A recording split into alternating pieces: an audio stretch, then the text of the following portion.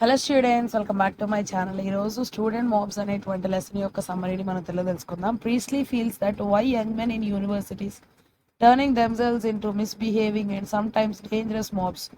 Priestly బాధపడుతూ ఉన్నారన్నమాట. ఈ యొక్క యవనస్తులైనటువంటి మగపిల్లలు యూనివర్సిటీలో చదువుకునేటువంటి వారు ఎందుకు వారు చెడ్డగా ప్రవర్తించేటువంటి వారిలాగా, చాలా ప్రమాదకరమైనటువంటి గుంపుల్లాగా, బృందాల్లాగా వారు చేసుకుంటున్నారు.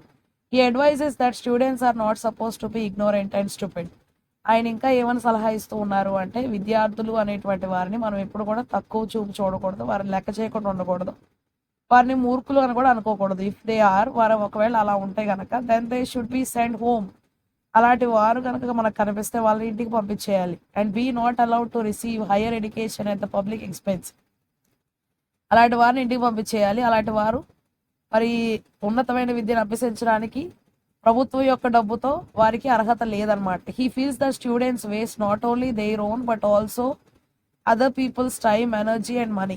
ఈ యొక్క విద్యార్థులు ఎవరైతే ఉన్నారో వారి యొక్క సమయాన్నే కాకుండా ఇతరుల యొక్క సమయాన్ని, వారి శక్తిని, వారి యొక్క డబ్బుని వృధా చేస్తూ ఉన్నారు. On other hand, parents sacrifice the basic needs in order to provide a good education to the youth.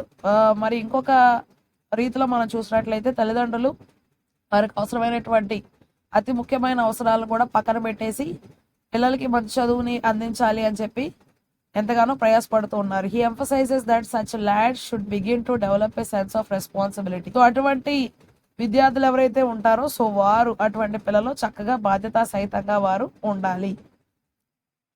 They should be the last and not the first to create howling destructive mobs. ఇంకా ఆయన ఏం చెప్తూ ఉన్నారు అంటే, ఇప్పుడున్నటువంటి వారే ఇంకా చివరి వారు అయిపోవాలి, ఇంకా వీళ్ళు ఇంకెలాంటివి కూడా మొదలు పెట్టకూడదు. వాళ్ళు ఏం చేస్తున్నారంటే రోడ్ల మీద అరుస్తూ అన్నిటిని కూడా పగలగొడుతూ అలాంటి గుంపుగా కనిపిస్తూ ఉన్నారనమాట. So in his observation students of present time instead of reading books they burn them. ఇంకా ఆయన గమనించింది ఏంటి అంటే, ప్రస్తుత కాలంలో ఉన్నటువంటి విద్యార్థులు పుస్తకాలను చదవడం మానేసి వాటిని కాలుస్తున్నారు. The writer worries about the so called demonstrations on TV news.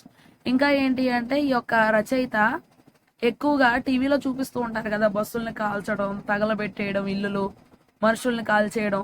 So ఇవన్నీ టీవీలో చూడటం వల్ల హీ రిప్రెసెస్, బాధపడుతూ ఉన్నారు, రివోల్స్, అట్లాగే తిరుగుబాటు చేస్తున్నారు విత్ దేర్ బ్యానర్స్. సో బాధపడుతూ వారి యొక్క తిరుగుబాటును తెలియజేస్తూ బ్యానర్స్లో స్లోగన్స్, ఇంకా ఏంటంటో స్లోగన్స్ చెప్తూ మైండ్లెస్ గ్రీనింగ్ ఫేసెస్, ఎందుకు ఏమాత్రం కూడా మనసు లేకుండా నవ్వుతూ ఉంటారనమాట. సో వాళ్ళు ఎందుకు అట్లా చేస్తారో కూడా మనకు తెలియదు. On their way to break Windows, వారి యొక్క ప్రయాణంలో ఎదురు వస్తున్నటువంటి కిటికీలు పగలగొడతారు, స్మాష్ కార్డ్స్ని ధ్వంసం చేస్తారు, బర్న్ ఫర్నిచర్, ఉన్నటువంటి ఇంట్లో వస్తువులు కాల్ చేస్తారు, పుస్తకాలని కాల్ చేస్తారు. And books terrify women and children, అట్లాగే స్త్రీలని పిల్లల్ని భయపెడతారు. And violating the law and custom, చట్టాన్ని మరి వారికి ఉన్నటువంటి ప్రవర్తన అంతంగా లాని బ్రేక్ చేస్తూ ఉంటారు అన్నమాట. He guesses that the demonstrations have been organised by government on a secret rent mob basis. ఇంకా ఏంటి అంటే, ఈయన ఏమని ఆలోచిస్తూ ఉన్నారు అంటే, ఈయనకి ఏమని అనిపిస్తూ ఉందంటే, ఇదంతా కూడా గవర్నమెంట్ వాళ్ళే మొత్తం కూడా వారికి ముందుగానే తయారు చేసి మీరు ఇలా చేయండి అని చెప్పి డబ్బులు ఇచ్చి వాళ్ళతో చేపిస్తున్నారేమో అనేటువంటి ఆలోచన రచయిత గారికి వస్తూ ఉందన్నమాట. So author believes that the destruction of public property is ఇన్ఎక్స్క్యూజబుల్.